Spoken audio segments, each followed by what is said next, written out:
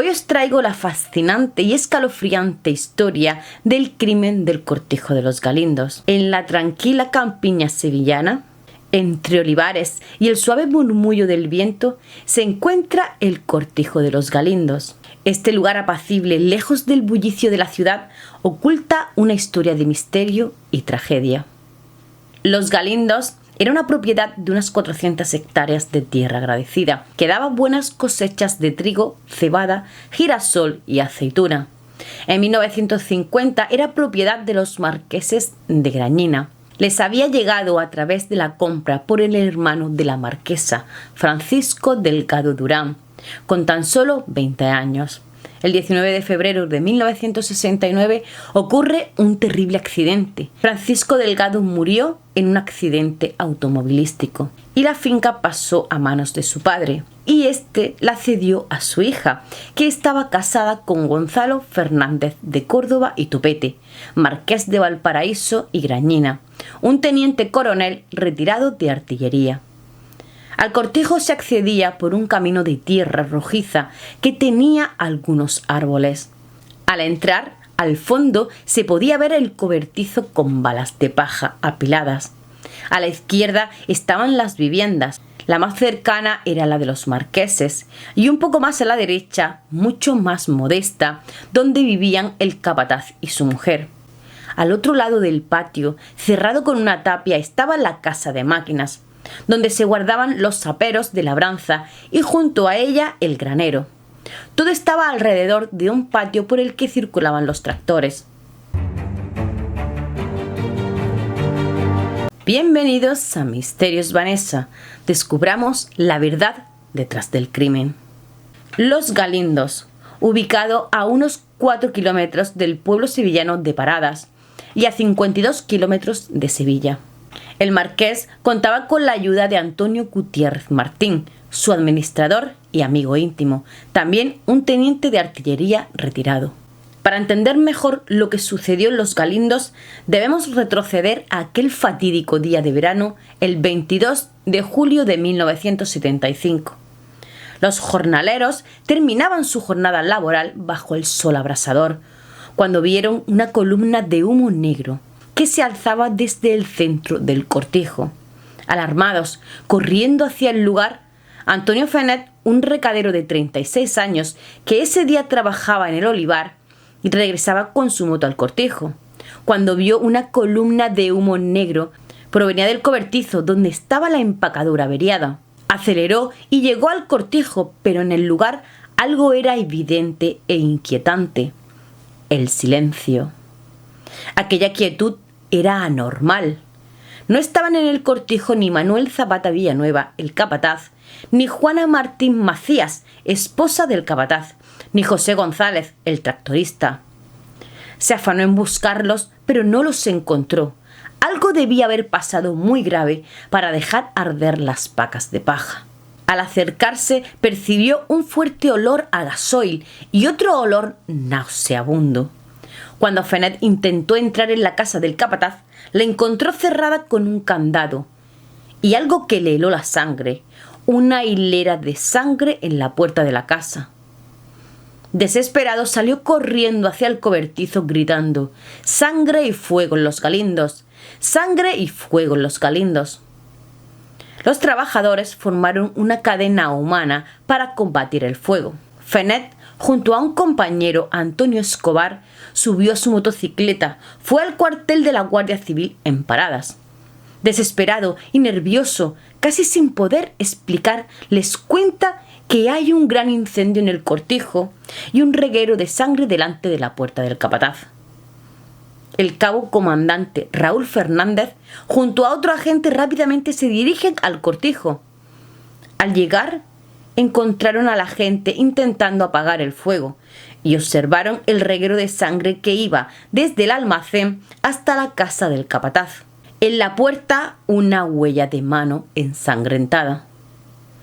El comandante rompió el candado y al abrir la puerta, una perrita salió corriendo. Dentro había más sangre, un reguero de arrastre y más adelante gotas que llevaban al dormitorio, que estaba también cerrado. Con una gran patada abren la puerta y dentro de la habitación hay 2 camas y un gran desorden. Pero lo que realmente los deja helados es un cuerpo sobre una de las camas. Parece ser Juana, la esposa del capataz. Está irreconocible, su rostro está completamente desfigurado. Ha sido brutalmente golpeada en la cabeza y en la cara. Pero algo que llama la atención es que la sangre de su cara parece haber sido limpiada. Lo que parece ser el arma del crimen sigue allí, una pieza de la empacadura estropeada, conocida como el pajarito. Informaron al juzgado de Marchena, pero no había nadie disponible para hacerse cargo del caso. Por suerte, José Francisco Zapico, un oficial del juzgado de Écija, estaba de vacaciones en Marchena. Se ofreció a ayudar junto con el médico local Alejandro Arcenegui, quien actuaría como médico forense. Y su hijo Ildefonso, estudiante de medicina, se dirigieron al cortijo. También los acompañaba un abogado mayor que ejercía del juez de paz. Todos juntos se dirigen a Los Galindos. Cuando llegan, se dirigen al cabo de la Guardia Civil y este les dice que tiene ya claro todo lo que ha pasado. Según su versión, Zapata ha tenido una fuerte discusión con su esposa, llevándola al extremo de la tragedia. La escena se complica aún más al descubrir un viejo 600 fuera del cortijo, propiedad de José González, el tractorista local, y en su interior una escopeta perteneciente a Manuel Zapata. ¿Y cómo saben que es de Zapata? Pues la escopeta tiene una peculiaridad, y es que uno de los cañones está averiado. Solo dispara desde uno de ellos. El cabo interpreta que Zapata intentó usarla para quitarse la vida, después del trágico suceso. Sin embargo, su intento de suicidio falló. Alguien lo vio malherido y por compasión lo llevó en coche hasta un hospital en Sevilla. La investigación de este caso se ve seriamente comprometida por la multitud de personas y curiosos que se congregaron en el cortijo tocando todo a su paso. Mientras el médico y Zapico toman notas junto al cuerpo de Juana, Ildefonso, el hijo del médico, se aventura por la finca en busca de cualquier pista que pueda arrojar luz sobre el crimen. Al pasar junto a la pila de paja, ve que aún echa humo y ve algo que le llama la atención.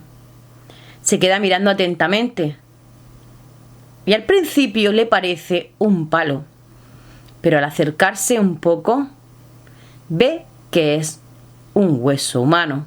Enseguida avisa y se acerca al lugar. Descubre un busto humano.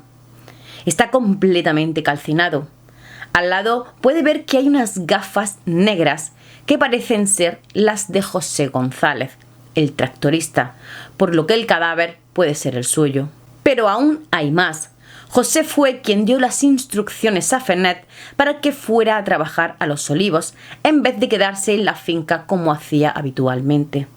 Después de apagar por completo el fuego, descubren horrorizados que hay otro cuerpo junto al de José, y entre los cuerpos encuentran 2 bidones de gasoil que se supone han sido utilizados para avivar el incendio.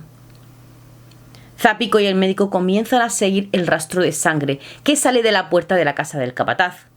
El rastro los conduce hasta un montículo de paja, bajo el cual descubren otro cuerpo. El cadáver de Ramón Parrilla González, de 40 años, también tractorista.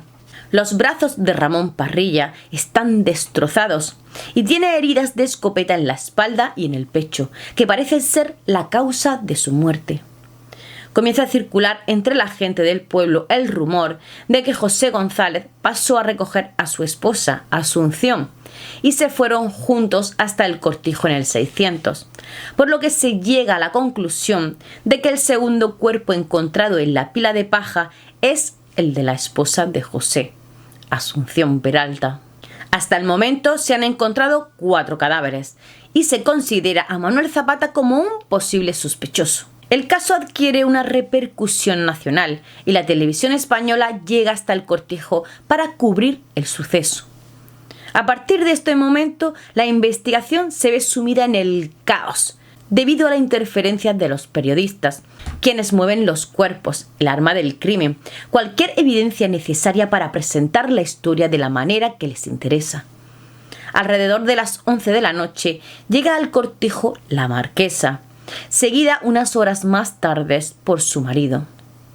Él llega acompañado del administrador, Antonio Gutiérrez Martín, ya que había tenido que asistir al funeral de un familiar en Málaga, mientras que la marquesa regresaba de su casa en Sevilla, donde cuidaba a su padre enfermo terminal a causa de un cáncer de pulmón.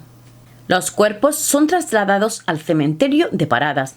Los de José González y su esposa Asunción Peralta están tan destrozados que son llevados juntos en el mismo ataúd.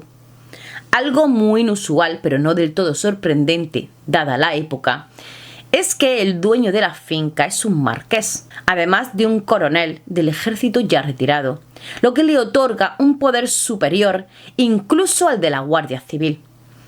Es él quien expulsa a todo el mundo del cortijo, incluyendo a la propia Guardia Civil que estaba llevando a cabo la investigación. El motivo es que él planea pasar allí la noche, y nadie osa contradecir la orden del marqués ni levantar objeciones. A pesar de las advertencias sobre el peligro que representa que Zapata siga suelto, al marqués le importa poco. Él dice conocer muy bien a Zapata y está seguro de que podrá manejar la situación si aparece. Al día siguiente, Zapico e Ildefonso, el hijo del médico, regresan a la finca para tomar fotografías de la escena del crimen. Pero lamentablemente ya no tiene sentido. Todo ha sido tocado y manipulado, dejando poco o ningún valor forense a la escena. Las principales indagaciones se centran en el administrador Antonio Gutiérrez Martín, quien admite haber estado en la finca la mañana de los hechos. Algo inusual, ya que solía acudir los viernes y no los martes. Relata haberse encontrado con Fenet, haber conversado con Juana, pero no haber visto a Zapata. Abandonó el cortijo alrededor del mediodía y regresó a su casa. También se procedió a interrogar al marqués, pero dada la percepción de que los guardias tenían un rango inferior, cualquier pregunta considerada inapropiada estaba fuera de lugar, convirtiendo el interrogatorio en algo absurdo. Lo único relevante que parece haberse obtenido de este interrogatorio es que Fenet fue enviado junto a su cuadrilla al olivar, alrededor del mediodía. Un testigo reportó haber visto un coche oscuro salir del cortijo a gran velocidad, con dirección a Sevilla, alrededor de las 3:30 de la tarde. El día 25 de julio, 3 días después de los crímenes, comienzan a escuchar aullar a la perrita tras el cortijo, cerca de la sala de máquinas. Se acercan hasta allí y ven que es la perrita de Zapata que excava un montículo de paja que hay bajo un árbol. En el montículo había una horca clavada. La perrita sigue excavando y de pronto ven un pie humano. Retiran la paja y allí hay otro cuerpo sin vida. Resultó ser el cuerpo de Manuel Zapata, el principal sospechoso de los crímenes y quien había estado desaparecido durante 3 días. Antes de continuar, te invito a que te suscribas, comparte el vídeo y deja tu comentario. Tu apoyo me ayuda a seguir mejorando y creando más contenido para ti. Con la muerte de Manuel Zapata, el caso se complica aún más, ya que se descarta su implicación en los crímenes. Sin un sospechoso claro y con 5 cadáveres en escena, la investigación se vuelve confusa y sin sentido. Aquí estamos en un punto crucial de la investigación. La primera en aparecer fue Juana Martín, y la sangre nos cuenta una historia aterradora. El ataque comenzó en la puerta de su casa y continuó hasta el dormitorio, donde la golpearon sin piedad. ¿Quién pudo cometer tal atrocidad? Además, la extraña limpieza de la sangre en su rostro nos hace pensar que podría haber sido su perrito, que fue testigo de ese horror. Y luego, el descubrimiento más devastador: los cuerpos carbonizados de José González y su esposa, Asunción, en una pila de paja. ¿Qué pudo llevarlos a un destino tan espantoso? Y justo cuando creíamos haber visto lo peor, encontramos el cuerpo destrozado de Ramón Parrilla, el tractorista, sus brazos destrozados, y los disparos en su pecho y espalda nos dejan sin palabras. Según esta hipótesis, Ramón Parrilla, el tractorista, podría haber presenciado algo comprometedor al regresar al cortijo después de repostar agua. En la sala de máquinas es sorprendido por un disparo y en un instinto de protección levanta las manos y el disparo se las destroza. Herido, huye hacia la casa del capataz para refugiarse, tal y como indica el rastro de sangre. Al encontrar la puerta cerrada, intenta abrir desesperadamente, dejando una huella de mano ensangrentada en la puerta, y allí es alcanzado por un disparo en la espalda, antes de poder escapar, cayendo al suelo, donde es rematado con un tiro en el pecho. Vamos a profundizar en la historia de los personajes clave en este intrigante caso. Comenzando con Manuel Zapata, un hombre de 59 años, con un pasado peculiar. Antes de su empleo en la finca, sirvió como legionario y más tarde como guardia civil, caracterizado por su formalidad, disciplina y alto nivel de exigencia en el trabajo. Zapata comenzó a trabajar en el cortijo en el año 1955. Juana Martín, de 53 años, era la esposa del capataz en el cortijo. Juana gozaba de un alto aprecio por su amabilidad, simpatía y naturaleza bondadosa. Además, era madre de 2 hermosas niñas, fruto de su matrimonio con Manuel, formando así una familia unida y amorosa. José González, de 27 años, ejercía como tractorista en la finca, caracterizado por su miopía. José llevaba unas gafas con cristales gruesos y se destacaba por su baja estatura y complexión delgada. Apenas hacía 7 meses que se había casado con Asunción Peralta. Asunción Peralta, de 33 años, era la esposa de José. Antes de su matrimonio había sido abandonada por un novio anterior, la que la llevó a encontrar el amor y la estabilidad en su matrimonio con José en el cortijo. Ramón Parrilla, un hombre de 39 años, dedicado a su trabajo como tractorista en el cortijo. Reconocido por su laboriosidad y amabilidad, Ramón también era un esposo y padre devoto, con 2 hijas que dependían de él. Ahora, volviendo a la investigación, se plantea la pregunta: ¿quién murió primero? Parece que la secuencia más plausible hasta el momento indica que Manuel Zapata fue el primero en morir, seguido por su esposa Juana. En tercer lugar encontramos a Ramón Parrilla, y los 2 últimos en fallecer serían José y Asunción. Esta secuencia basada en la evidencia recopilada hasta ahora. Uno de los aspectos más relevantes que llamaron la atención de los investigadores fue la presencia del administrador de la finca aquella fatídica mañana. El hecho de que el administrador se encontrara en el cortijo un día que no era su rutina habitual, ya que solía aparecer los viernes y no los martes, generó sospechas. Sin embargo, un dato clave surgió para justificar su presencia: la pieza de la empacadora, utilizada en los crímenes y que se sabía que estaba defectuosa. Resultó que el administrador era la persona encargada de traer y reemplazar esta pieza, lo que explicaría su presencia en el lugar ese día. Sin embargo, resulta extraño que el arma homicida estuviera estrechamente vinculada con su presencia. El testimonio del administrador plantea dudas sobre su implicación en los crímenes. Él afirma haber estado en el cortijo hasta el mediodía e irse a casa, pero como no hay testigos de eso, no se puede confirmar su coartada y se queda sin verificar. Como único superviviente de la masacre, el administrador se convierte en una figura clave en la investigación.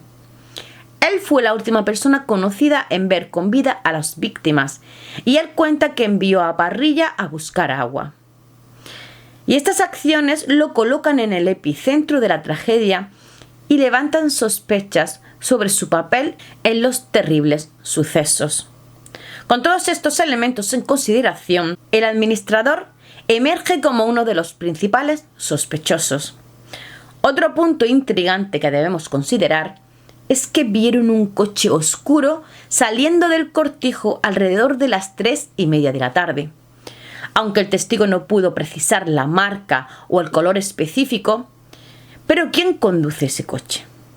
Resulta que el marqués, propietario del cortijo, solía desplazarse en un Mercedes negro, su vehículo habitual, pero ese día llegó a la finca en un Renault, ya que el Mercedes lo tenía el administrador, porque tenía que realizarle el mantenimiento. Esto llama la atención, especialmente considerando que algunos testigos afirmaron haber visto restos de cartuchos de postas en el coche oscuro, sugiriendo un posible intento de encubrimiento.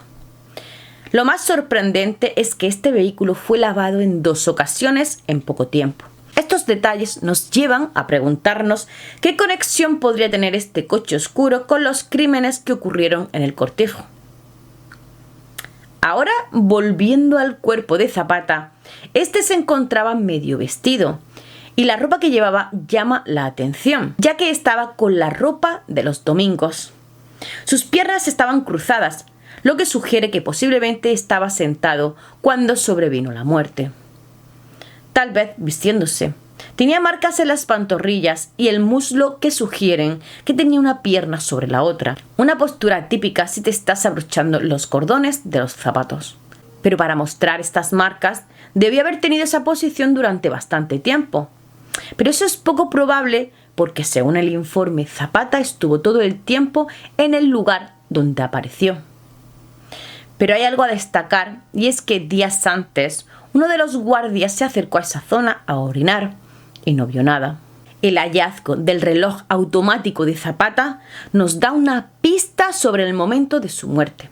Resulta que estos relojes se recargan con el movimiento del brazo, por lo que dan bastante información sobre el momento que dejó de funcionar. Según las investigaciones, el reloj de Zapata se pararía después de 30 horas de su último movimiento. Ahora, aquí viene lo curioso. Si Zapata realmente falleció alrededor del mediodía del 22 de julio, ¿por qué su reloj marcaba las primeras horas del 25 de julio en lugar de la tarde del 23? Este pequeño detalle nos hace pensar que su cuerpo pudo haber sido colocado en su ubicación final varios días después de su muerte. Y por si fuera poco, se encontró un rastro de sangre en una casa abandonada fuera del cortijo, lo que nos hace preguntarnos qué sucedió allí. Aunque en esa época no había pruebas de ADN, las muestras de sangre recolectadas permitieron comparar los grupos sanguíneos.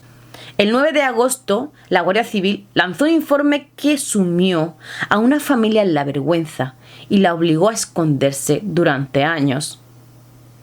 Según este informe, el culpable de los hechos fue identificado como José González, el tractorista de la finca. De acuerdo con el informe, González era descrito como una persona reservada, introvertida y fácilmente influenciable. Su matrimonio con una mujer mayor que él, prima de un yerno de Zapata, ocurrió tras apenas unos meses de noviazgo. José González habría sido consumido por la envidia hacia el matrimonio de Zapata, creyendo erróneamente que éste mantenía relaciones con su esposa. En un arrebato de celos, habría perpetrado los crímenes, incluyendo el asesinato de su esposa, a quien habría quemado en la pila de paja. Pero José también resultó muerto en el incendio, y existen 2 teorías sobre su fallecimiento: que se cayó accidentalmente al fuego mientras quemaba a su esposa, o que intentó suicidarse arrojándose a las llamas. Aunque el informe inicial parecía poco creíble, la investigación posterior realizada por la Policía Nacional llegó a la misma conclusión que la Guardia Civil. Todo esto deja a la madre de José en una situación desgarradora, cargando con la culpa y la vergüenza de la acusación contra su hijo. Es verdaderamente lamentable que tenga que soportar el dolor de perder a un hijo al mismo tiempo que enfrenta la injusticia y el escrutinio de la comunidad. En febrero de 1976, el alcalde de Paradas recibe una carta desde Zaragoza, supuestamente escrita por el culpable del crimen, un tal Juan, vecino de Marchena. En la carta, Juan se autoinculpa de los hechos con el objetivo de evitar que culpen a un inocente, como había sucedido con José. En su relato, Juan explica que fue contratado para eliminar a Zapata y luego fueron obligados a acabar también con Juana. Escucharon el tractor de Parrilla, llegando al cortijo. Se colocaron con la escopeta lista y cuando Parrilla se bajó del tractor, le dispararon. La situación se complicó aún más cuando José y su esposa llegaron en su coche. Según la carta, no venían juntos por casualidad, sino que a José le ordenaron recoger a su esposa bajo el engaño de que Juana estaba enferma. Una vez dentro de la casa, fueron víctimas del mismo destino que Zapata y Juana. Juan se autoinculpa de 2 de los crímenes, pero atribuía los otros 3 a otra persona. Alegaba que le pagaron 10.000 pesetas por su participación y que merecía ser condenado a la horca por sus acciones. En el sobre, junto a la carta, se encontraba un billete de 30 pesetas de 1975 con una frase escrita: «Me marché para poner tierra de por medio». La recuperación de la carta en 1983, 7 años de estar desaparecida, fue un punto de inflexión en la investigación. Además, el testimonio del agricultor que presenció a un hombre manchado de sangre y vestido de militar, repitiendo las palabras «por esto, por esto». La familia de José, el acusado, decide contratar a un abogado para que se haga cargo de la investigación. En enero de 1983, bajo mandato judicial y gracias al abogado, se encuentra la carta anónima enviada al alcalde. Tras presentarse al juez, se ordena la exhumación de los cadáveres. Es entonces cuando se designa al profesor Luis Frontela para realizar una segunda autopsia. El informe del profesor Frontela revela que José González fue víctima de un asesinato brutal, similar al de Zapata y su esposa, con el mismo arma, el pajarito. Además de los golpes mortales, lo más impactante es que le amputaron las extremidades con una sierra. El análisis forense sobre la amputación indica la participación de 2 personas. Los rastros de sangre sugieren que Juana fue transportada por 2 personas, lo que refuerza la teoría de una conspiración más compleja detrás de estos crímenes. La muerte de Zapata es igualmente impactante. Fue atacado por sorpresa, golpeado en la cabeza por alguien de mayor estatura que él y luego rematado con una horca una vez en el suelo. Los indicios de sangre en la empacadora sugieren que fue asesinado cerca del lugar donde se encontró su cuerpo, mientras realizaba labores de mantenimiento en la máquina. La muerte de Juana también se produjo con la misma herramienta que la de su esposo, el pajarito, que le destrozó la cara. Juana fue sorprendida mientras estaba sentada en el salón comedor y luego trasladada al dormitorio. Las heridas de Juana indican que el agresor no era el mismo que el de Zapata, ya que era de menor estatura y peso corporal. Junto al cuerpo de Juana, en la cama contigua, se encontró una colcha manchada de sangre, sugiriendo que otra persona había recibido un golpe contundente, posiblemente en la cabeza, lo que se presume que podría haber sido Asunción. Se descarta que la sangre perteneciera a Juana debido a que su grupo sanguíneo era diferente. José y su esposa Asunción, dentro de la casa de Zapata, sufren los golpes mortales en la cabeza, causados por un objeto contundente. Posteriormente, en un acto de brutalidad extrema, sus extremidades son amputadas con una sierra para acelerar la incineración, una tarea llevada a cabo por 2 personas. En cuanto a Ramón Parrilla, el forense concluye que recibió 2 disparos que destrozaron sus antebrazos y parte de su rostro, antes de recibir el disparo mortal en el pecho. El informe de Frontela y una carta anónima enviada al alcalde revelan varios puntos en común, aunque discrepan en los detalles sobre la causa de la muerte de José y su esposa. Sin embargo, la perseverancia de la familia de José y la incansable labor de su abogado lograron limpiar su nombre y restaurar su dignidad. Incluso se realizaron cambios en las lápidas para dejar constancia de que José murió como víctima de un crimen. El 18 de julio de 1975, Madrid fue testigo del emocionante desfile de la Victoria en honor al alzamiento. Para este gran evento, varios escuadrones del ejército, incluyendo la prestigiosa Legión, se movilizaron hacia la capital. La Legión tenía previsto pasar la noche cerca del Cortijo de los Galindos, antes de continuar su camino hacia Madrid para participar en el desfile. Cuando el marqués se enteró de la situación, no dudó en ofrecer las instalaciones del cortijo para alojar a los soldados. Con cómodos camastros, cuartos de baño y otras comodidades, el cortijo era una opción mucho más confortable que las alternativas disponibles. Aunque inicialmente la oferta fue rechazada, el marqués utilizó sus conexiones y su poder de persuasión para convencer a los altos mandos que permitieran a las tropas quedarse en los Galindos. En aquella época circulaba una teoría. Los militares procedentes de África, especialmente de la Legión, estaban supuestamente involucrados en el tráfico de drogas. Los rumores indicaban que habían llegado a un acuerdo con José para esconder la droga en el cortijo mientras partían hacia Madrid para el desfile del 18 de julio. Una vez concluido el desfile, se les concedería un permiso para visitar a sus familiares y luego regresar al cortijo para recuperar la mercancía ilícita. Cuando Zapata se enteró de esta situación, confrontó al tractorista en un intento de esclarecer los hechos. Sin embargo, con la llegada de los legionarios, se desencadenó una tragedia que terminó con la vida de 5 personas.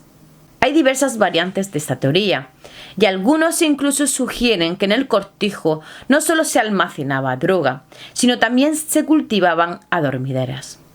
Según otra versión, Zapata habría descubierto un oscuro secreto, un desfalco perpetrado por el marqués y el administrador de los Galindos. En aquellos días, los cortijos eran piezas clave en la producción de cereal, entregando su cosecha al Servicio Nacional de Cereales, que regulaba los precios del mercado. Aunque los Galindos no eran los mayores productores, su moderno equipamiento les permitía destacar en la producción. La trama toma un giro sombrío cuando el administrador del cortijo se entera de las intenciones de Zapata de informar al verdadero dueño sobre su posible desfalco en la producción de cereal. Temeroso de las devastadoras consecuencias que esto podría acarrear, el administrador toma una decisión desesperada. Recurre a un oscuro arreglo y contrata a alguien para silenciar a Zapata y a su familia para siempre. Por otro lado, la carta anónima recibida por el alcalde se convierte en una pieza crucial del rompecabezas.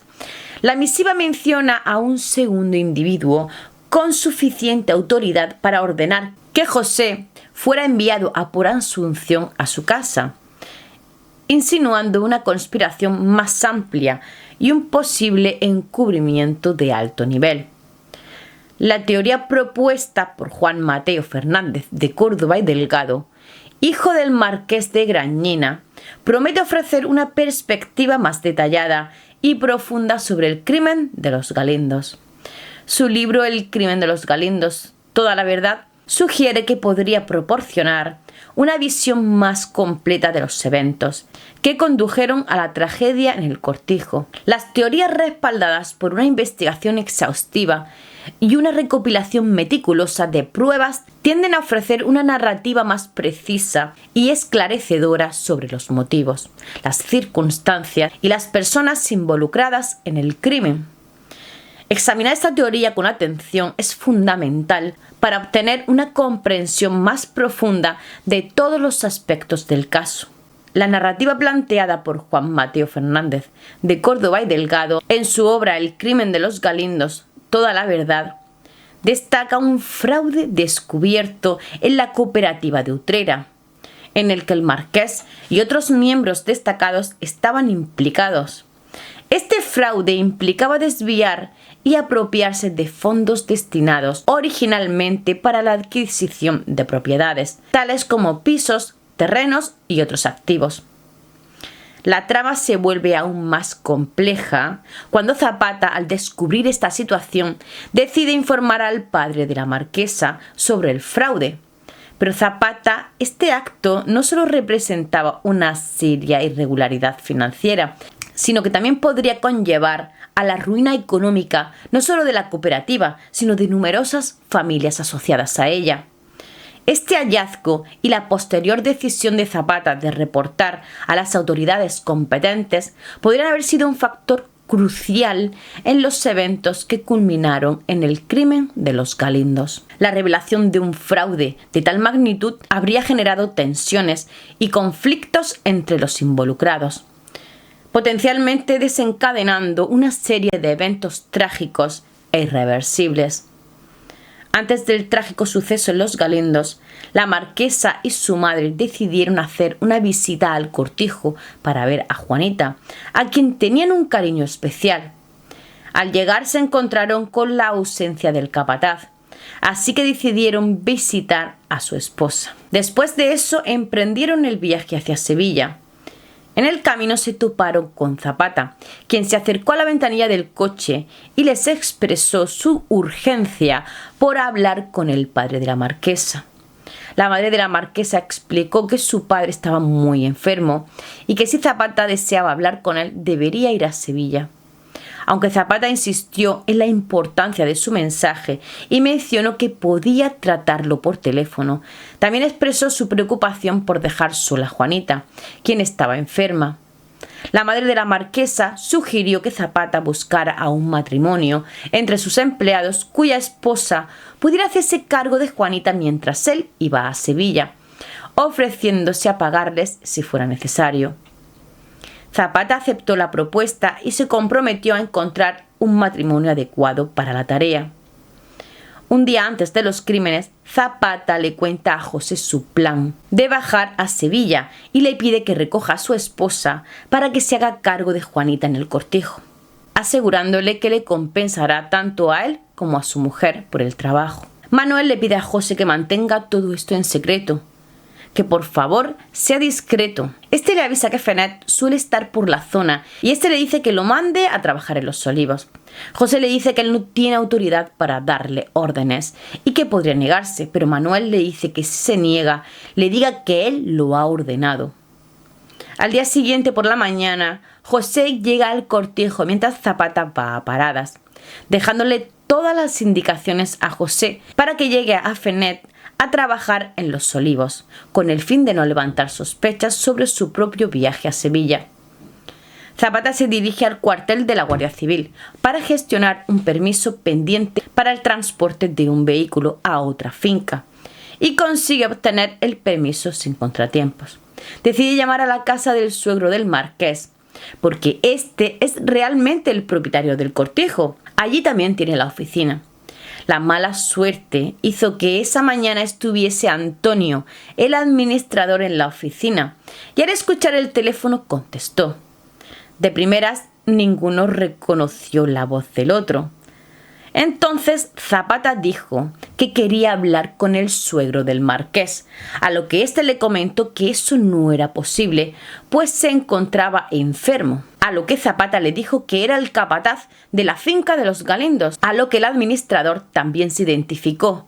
Y la conversación se volvió tensa hasta el punto que Zapata terminó colgando el teléfono. Tras la conversación, el administrador decidió que tenía que tomar medidas y llamó a un hotel en Málaga, donde se alojaba el marqués, pues había tenido que desplazarse hasta allí por el fallecimiento de un familiar. Tras contarle lo que había sucedido, el marqués decidió tomar un tren de vuelta para ir al cortijo para intentar persuadir a Zapata y que éste cambiara de opinión. El marqués le dejó encargado al administrador que llamara a Utrera para ver qué es lo que sabía Zapata.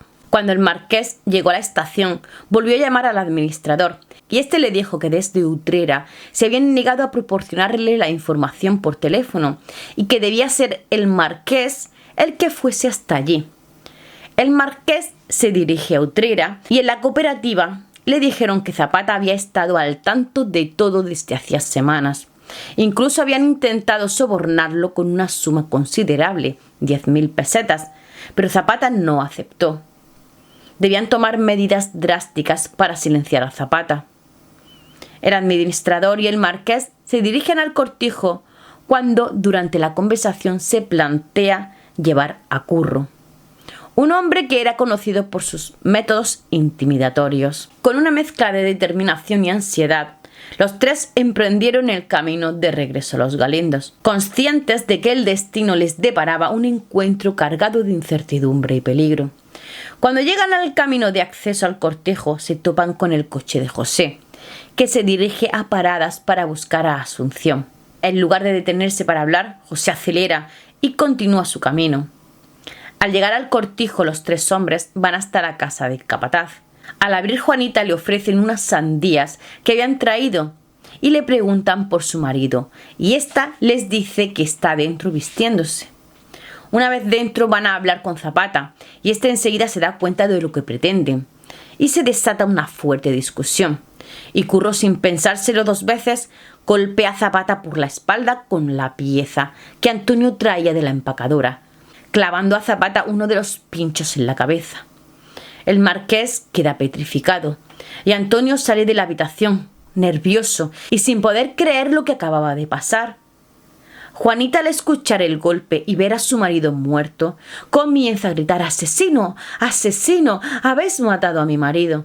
Curro de pronto golpea brutalmente a Juanita en el rostro con el pajarito, haciéndola caer al suelo. El marqués intenta detenerlo, pero Curro le dice que tiene que terminar lo que ha empezado para evitar que sufra, por lo que continúa golpeándola con el objeto en la cara y la cabeza hasta que termina deformándola.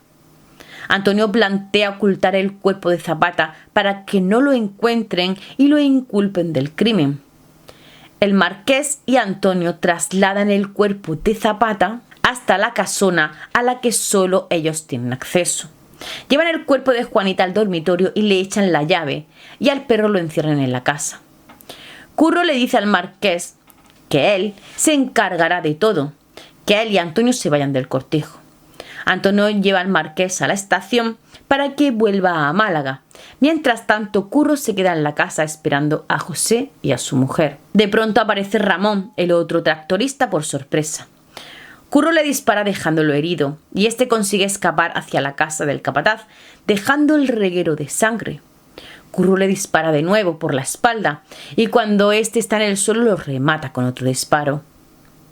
Curro arrastra el cuerpo de Ramón unos metros hasta un árbol y lo oculta entre la paja para evitar que el próximo matrimonio que llegaba pronto lo descubriera. Cuando finalmente llegan José y Asunción, Curro se acerca a sus 600, apuntando el cañón de la escopeta por la ventanilla del coche y los obliga a salir. Curro golpea repetidamente la cabeza de José hasta destrozarla. Asunción, perpleja y en estado de shock, observa la terrible escena. Curro la obliga a levantarse y a cargar el cuerpo de su marido hasta la pila de paja del cobertizo. Una vez allí, Curro prende fuego a la paja para borrar la mayor cantidad posible de huellas. Después de arrojar la escopeta al asiento del copiloto, Curro sube al 600 para escapar, pero se da cuenta de que las llaves están junto al cuerpo de José, que está ardiendo. Con pocas opciones, se ve obligado a huir entre los girasoles para no ser visto, dirigiéndose hacia el viso del Alcor, donde planea llamar para que lo recojan. Según el relato de Mateo, el cuerpo de Zapata es ocultado en el armario de la casona por su padre y Antonio, 2 días después del crimen, lo que arroja luz sobre el problema con el reloj de Zapata, que se detuvo en una hora y fecha incorrectas. Han pasado casi 50 años del suceso y todo sigue siendo un misterio. Algunas de las teorías pueden proporcionar respuestas a muchas de las preguntas, pero no a todas.